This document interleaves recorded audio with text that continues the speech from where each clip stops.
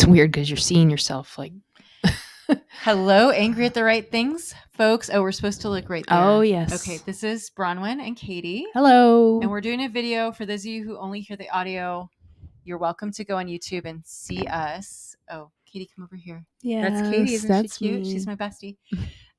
We are going to do, I'm excited to do the subject matter that we did last time on borderline personality disorder, part 2 today. And I'm super excited to share this. What inspired me to do a part 2 was I felt like I had left some things out from part 1 and I wanted to share those. And interestingly enough, right around the time we made our part 1 borderline personality disorder podcast, I actually was recommended to listen to one of my favorite podcasts called We Can Do Hard Things, which is the podcast done by Glennon Doyle, author of Untamed, who we love. And she has a fantastic podcast if you guys don't already subscribe to it. And I was recommended that I listen specifically to her interviews with a psychologist named Lindsay C. Gibson. And I did. I listened to both the interviews she had with Dr. Gibson. Dr. Gibson is the author of a book, actually a couple books, but one is called Adult Children of Emotionally Immature Parents. And I could not stop listening to these 2 interviews. I actually listened to them twice in a row, and I took notes the second time because I felt like Dr. Gibson and I were overlapping a lot. Dr. Gibson doesn't ever use the term borderline personality disorder. She just calls these people emotionally immature. So she just always uses that title. But I really don't think there's need for a distinction. So today I'm kind of going to coalesce some of what I have to say and my reflections on what she shared. And I'm just going to use the term BPD or borderline personality disorder because they're really kind of one big monolith, the things that we're pointing out. Okay. So by the way, if you want to listen to her interviews yourself, Dr. Gibson's interviews are on, again, We Can Do Hard Things, the name of Glennon Doyle's podcast. And they were published in early December 2023, and their podcast episode number 263 and 264. And they're excellent. Very much recommend them for any listener. And I just really appreciate Glennon Doyle as well as her partner Abby and her sister Amanda. So one thing I didn't share last time is that the BPD parent confuses her child, her adult child or her young child, for her own mother.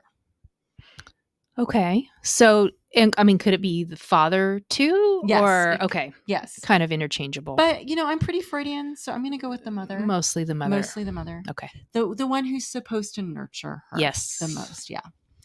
And so the BPD parent expects and even demands nurture, maternal-like nurture from her child or her children without any idea that it's actually her job as the biological mother to give the nurture to her child. So if she does give any nurture, it, in her mind, puts that child in debt to her. Because in her backwards view of reality, it's the child's job to nurture her, to be her mother. Right. So what we need to understand is that the BPD or the emotionally immature parent both loves and hates this child that she confuses with her parent, because the actual parent did not give this BPD parent the nurture she needed. And so she's very resentful and very angry about that. But she also desperately longs and needs that nurture, longs for and needs the nurture. And she also hates how dependent and vulnerable it makes her feel on the adult child. So this can really explain a lot once the adult child becomes aware of this dynamic. So, for example, I've had clients tell me, yeah, now that I'm putting these things together, it makes sense why my parent is always trying to impress me or win my approval and like show off Hmm. to me, because they actually are confusing me with their mother, right? Or how the parent never calls to check on her adult child, but really expects that child to always initiate with her so her own existence can feel validated. Or how the parent only talks about herself, expecting the child to show attunement and empathy, but refuses to do that for the child. Right. Katie's still warming up to the video. I Peace, am. guys. I And again, am. if you're listening on podcast, she is also being videoed, and so she's getting warmer. So once the adult child realizes this is happening, it starts to make sense, and they start to realize, oh my God, my parent actually doesn't know me at all, because they don't. The parent is confusing the child who might be incredibly loyal and trustworthy and responsible, with their own experience with their own parent, who was not worthy of trust and who was in fact manipulative. So this is why oftentimes when the adult child cries, a BPD parent will act like she's being manipulative, who won't really trust that the tears are real, and she won't show any empathy whatsoever. Hmm. This is why the parent will accuse the child, who again might be very trustworthy and loyal and responsible, of being all kinds of horrible things that she really isn't and never would be, that just don't fit. Because the BPD parent will always mesh her experience of her mother who failed her with this child. And the BPD parent will never be able to unsee this. Hmm. No amount of explaining, defending, convincing, or objective reality will penetrate the BPD parent's delusions. Do you think that, people will say that a parent sometimes sees the child as an extension of themselves? Yeah. Does that play into Oh, this? Okay. yes. Absolutely. Which is why that child can't be fat Right. or ugly Or or not not wear makeup in public or not successful. or, yeah, not successful, right? Mm, Because this child is not an individual. right. This child is Ah. an extension of the BPD parent Mm, or the emotionally immature parent. okay. This is also why the adult child, when she has her own child and becomes very vulnerable and really in need of nurture, as anyone who's had a child knows, like when you have a baby, you really want a mommy right then and there. You want a grandma who's your mommy, because you need nurture.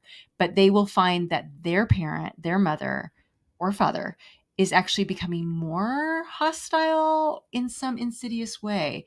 And sometimes this hostility is very behind the scenes. It's very ensconced, but sometimes it's pretty apparent. So it can depend. But what the adult child needs to understand is the BPD parent is actually jealous of the newcomer, the baby, Hmm. who is her competition, for attention and attunement and nurture. And so this can really show up. I personally see this now in retrospect with my father, because from day one, when my daughter was born 20 years ago, Hmm. he was just like not remotely interested in her existence. I mean, literally from the time she was a baby. Right. Like actively couldn't be bothered. He would not even look at her or acknowledge her.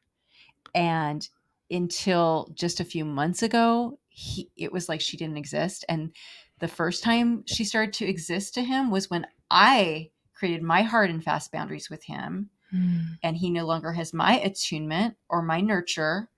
And so he started using her, who she's now 20, for her nurturing, empathetic listening ear. Right. So guys, this is really what the dynamic is. It's pretty bad. So the interviews with Dr. Gibson reiterated a lot of this, and I really want to repeat a couple of the things that she shared. And again, I hope everyone listens to her interviews on We Can Do Hard Things. So one thing she says is regarding how the adult child has like this delusional hope that if she just improves herself or her communication with this parent, that the parent will finally see her and understand her and acknowledge her. And like the parent's eyes will suddenly be open. And Dr. Gibson says, and I'm quoting her because I listened to it twice, guys. She says, if someone wants to understand you, it doesn't matter what you say. And if someone doesn't want to understand you, it doesn't matter what you say. In other words, the problem is not with the adult child, but with the BPD parent. And it's really essential that the adult child realizes that the parent doesn't want to understand them, and therefore they won't. It's not that they can't, it's that they won't.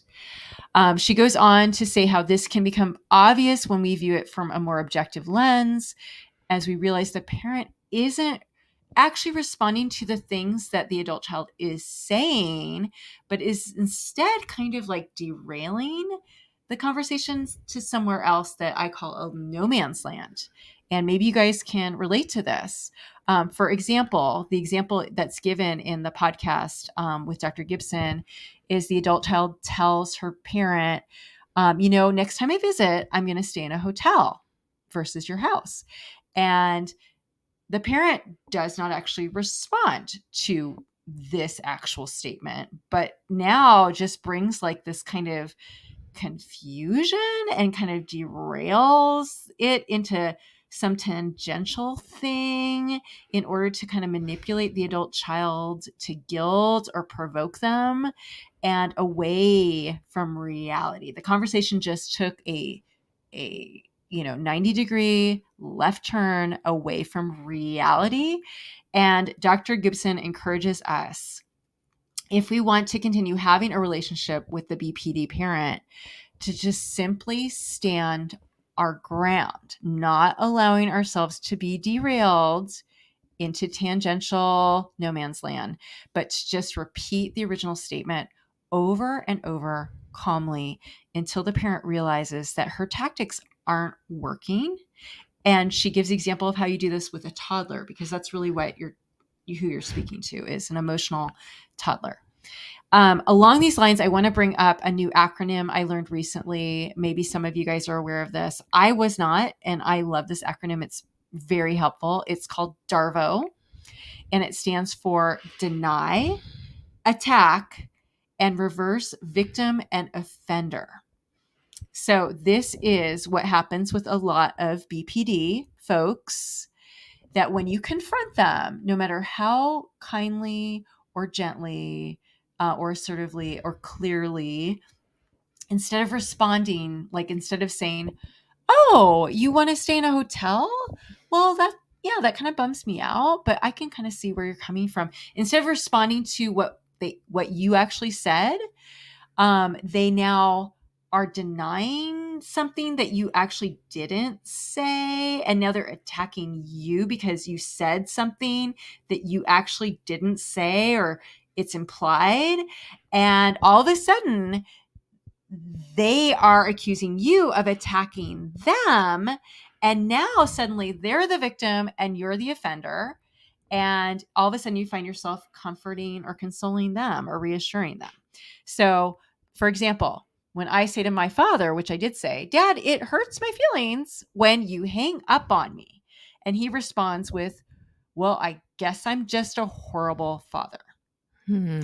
And so if he succeeds, which I think he did the first time he pulled this, I found myself now, instead of, getting my message across, all I found is that I'm comforting him, saying, no, you're not a horrible father.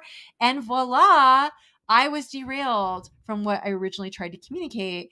And now he's being reassured and consoled by me. So it's like Right. this magic trick that And we need to really see. and he didn't have to acknowledge We never, yeah, it what was like, you said or what you were trying to What convey. I tried to say, like, that was part of the magic act, was like, now you see it, now you don't. Mm. Now you're somewhere else entirely. And how did we get here? Um, so I love that. That's Darvo. Okay. Don't forget that. Yes. So Dr. Gibson discusses how it is imperative that we trust ourselves and stay grounded in reality and not abandon ourselves in order to do this. And again, this isn't just for a BPD parent or an emotionally immature parent. It's for obviously any person that fits this bill. And she likens the new relationship to that person as us being kind of like taking on the role of like an anthropologist. So just being curious and kind of objectively reflecting on that person internally, like, that's a really interesting way to respond to the fact that I'm going to stay in a hotel. It sounds like this people group is trying to communicate that they don't like that by taking the conversation to a whole nother place. And I'm going to stay right here in reality and just repeat that my decision is to stay in a hotel until it's acknowledged. So when we do start to see the BPD parent with new eyes and Dr. Gibson jokes, what we're doing is we're ungodding the parent. We're taking the parent off the God throne, and we finally see them for who they are, which is a toddler trapped in an adult body. It just reminds me of the Wizard of Oz. Like the Mm, wizard when they finally yes. see him after he, is caught behind the curtain. He's just this little kind of pathetic man. Right. I really feel like that's about our parents, the Wizard of Oz. I think you're right. Anyway, she discusses something she calls a healing fantasy. Dr. Gibson calls a healing fantasy in which the adult child holds out hope the parent might finally see them, approve of them, and that the relationship will magically heal. And this hope, you guys, this hope is deadly. And I loved how Glennon Doyle says in that podcast, she quotes, is it Dante's Inferno that says, abandon hope, all ye who enter. I love that. Abandon hope, all ye who enter, because that hope is going to keep you blind. It's going to make you blind. With that hope, you will be blind. As soon as you're able to let go of the hope, you can see that person, that parent, for who they really are. And that's the truth. That's the objective reality. And, truth sets us free. And I can't think of a time this statement would be more helpful, that the truth will set you free. So I want to share something specific for our listeners who are raised with a faith that really wants to abide by the notion of honoring your mother and your father. Now, this is a noble desire, but it can also be very manipulatively used by churches, parents, and religious folks. And as a therapist, I see firsthand how much damage that this notion of honoring your mother and your father at all costs does to the adult children. So I want to really take a minute to think about what this commandment actually means in the context of actual scripture, because I am a person of faith of the Judeo-Christian tradition. So let's look at this, because if we look at the entire message of the Bible, I think it's very apparent that the human vocation is to be the image of God. Our job is to really image, and I'm using that word image as a verb. Our job is to image God well. Does that make sense? Yes, it does. Yes. And so if we do our job well by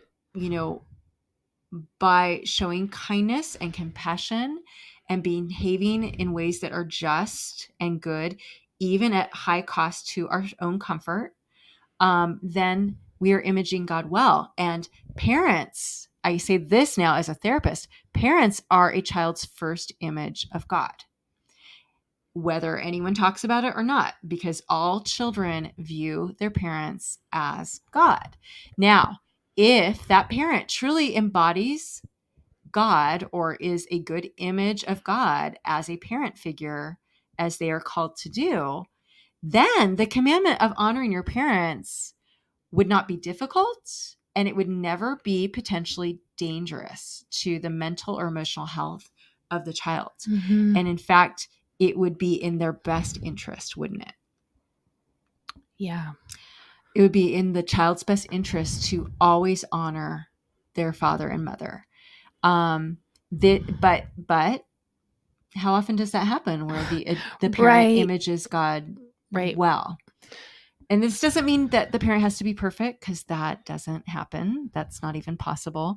But it does say in the New Testament in Ephesians chapter 6, parents are warned, do not exasperate your children, which means to provoke them to anger unnecessarily. And that's in there for a reason, because a lot of parents do that. The other thing I want to say is, let's look at the example of Jesus, okay? Because he actually pulled kind of a crazy move at age 12 where he went rogue on his parents.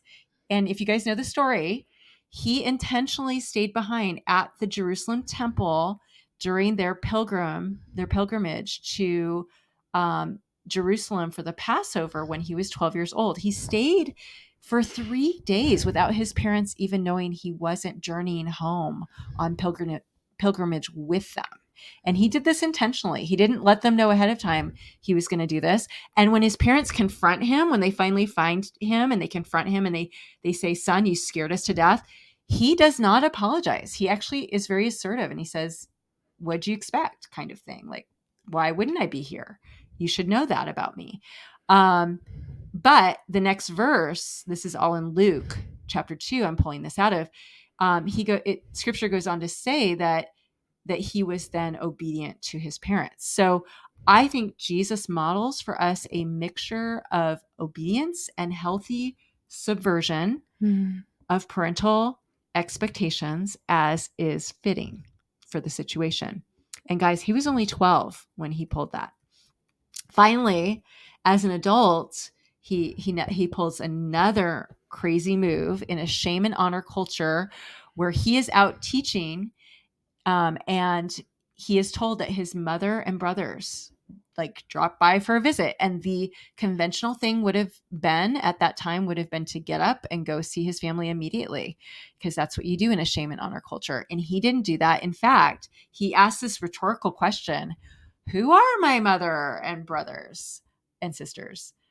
Those who do the will of God. So what he did, I think a lot of us really don't understand the gravity of how shameful that would have been in his culture at that time, to actually ignore his family's visit and instead identify himself and his family as those around him who obey him. And what he did models a new and unconventional type of family, one that is far more expansive than bloodlines, but really is based on the heart, the condition of the heart that makes you family.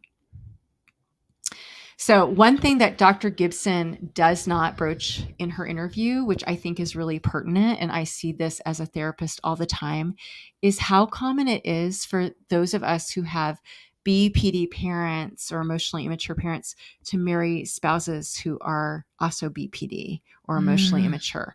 And I find this is more common, unfortunately, than not. Due to what I call repetition compulsion, and that's a Freudian term. And I talk about this at length in a previous podcast, the podcast called "The Truth About Love, Hate, and Freedom." But basically, what is happening is that adult child is kind of repeating, trying to finally win their parents' love and approval by marrying a parent type figure, someone who Mm. is like a fill-in for the parent. Does that make sense? That's really interesting. Yeah. Yeah. So, what I find when I have a client like this is that it's really easy for them to see the BPD uh, symptoms in their spouse, because it's easy to divorce a spouse. But then once your eyes are opened, you see it everywhere. Really, you see it everywhere, and they start to see it with their parents, and it's a lot harder to divorce your parents, as you know, and especially if that's going to make you feel very isolated, and you're already feeling isolated because you're already leaving a spouse. So I just really want to encourage people that that is very common, and it can be very overwhelming. But what we have to unlearn as an adult child of a BPD is that it's not us, it's a them problem, that we are not inherently shameful or bad, and our feelings, our needs, and our limitations matter just as much as anyone else's. We have to finally develop a relationship with ourself, which is a beautiful and essential thing because we never learned that we matter, and we do. Right. Right. One of the things I found most true in Dr. Gibson's interview was not said explicitly, but it kind of was said implied, and I want to kind of just flesh it out a little bit. Glennon asked her at kind of near the end, she said, I've been personally in therapy for decades, and I'm just wondering if we are going to like extricate ourselves from this kind of emotionally immature parent, do we first have to get whole by doing therapy for decades, basically? And Dr. Gibson's response was, in effect, no, because the actual act of separating from sick people is how a huge part of how we become whole. We actually become more whole in that act of separation, little by little, by not betraying ourselves and trusting ourselves and standing up for ourselves and advocating for ourselves. And I could not agree with this conclusion more. I believe this is 100% true and very encouraging. I see this in so many clients, how whole they become when they start to extricate themselves from these sick people in their lives.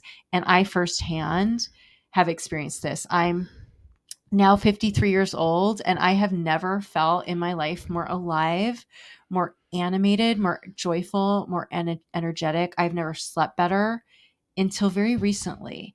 And it's been very recently that I've actually created this hard and fast boundary with my own father, realizing just how sick he is. So, guys, I just really want to encourage you. Um, Wholeness is something that can actually be achieved. It's not, a mirage. It's really not. And then finally, the last thing I want to communicate is that, going back to honoring our parents, I think the best way that we can honor our parents is to flourish in our own lives. Because if our parents were healthy, that would be what would honor them the most. They would want their children to flourish at all costs because that is what a healthy parent wants for their child.